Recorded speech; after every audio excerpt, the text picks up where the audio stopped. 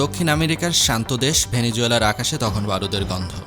৩ জানুয়ারি সেই ভোরের এক রুদ্ধশ্বাস সামরিক অভিযানে কেঁপে ওঠে পুরো দেশ। মার্কিন প্রেসিডেন্ট ডোনাল্ড ট্রাম্পের এক ঘোষণায় বিশ্ববাসীকে স্তম্ভিত করে দেয়।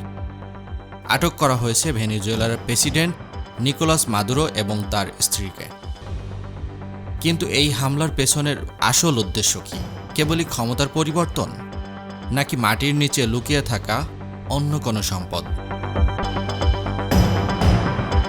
ভেনেজুয়েলা কেবল একটি দেশ নয়, এটি বিশ্বের বৃহত্তম ব্ল্যাক গোল্ড বা তেলের খনি। মাটির নিচে জমা আছে প্রায় ৩০৩ বিলিয়ন ব্যারেল তেল, যা বিশ্বের মোট মজুদের প্রায় ১৭ থেকে ২০%। এছাড়া দেশটি প্রাকৃতিক গ্যাসের দিক থেকেও বিশ্বের সপ্তম।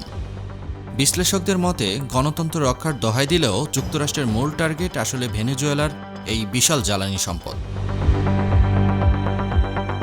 ২০১৯ সাল থেকে ট্রাম্প প্রশাসনের ভেনেজুয়েলার উপর একের পর এক কঠোর নিষেধাজ্ঞা জারি করে আসছিল। মাদক ও অস্ত্র পাচারের অজুহাতে ভেনেজুয়েলার উপকূলে চালানো হয় দফায় দফায় সামরিক মহড়া। যখন সব কূটনৈতিক অর্থনৈতিক চাপ ব্যর্থ হল, তখনই সরাসরি সামরিক অভিযানের পথ বেছে নিল হোয়াইট হাউস।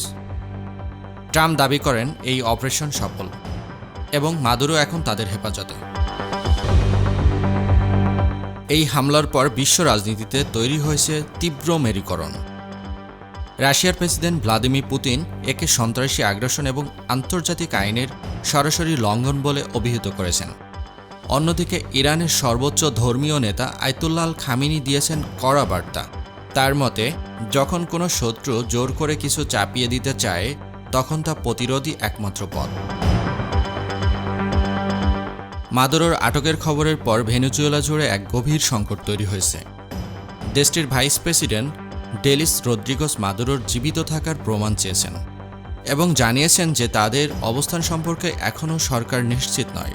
ভেনেজুয়েলার জনগণ কি তাদের ভাগ্য নিজেরাই নির্ধারণ করতে পারবে, নাকি বাইরের শক্তির হস্তক্ষেপে দেশটি এক দীর্ঘমেয়াদী গৃহযুদ্ধের দিকে এগিয়ে যাবে?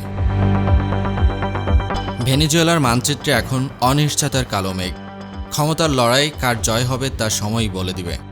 তবে কারাকাসের রাজপথ জ্বলতে থাকা আগুনের লেলিহান শিখা জানিয়ে দিচ্ছে, ল্যাটিন আমেরিকার ভূ রাজনীতি আর কখনোই আগের মতো থাকবে না।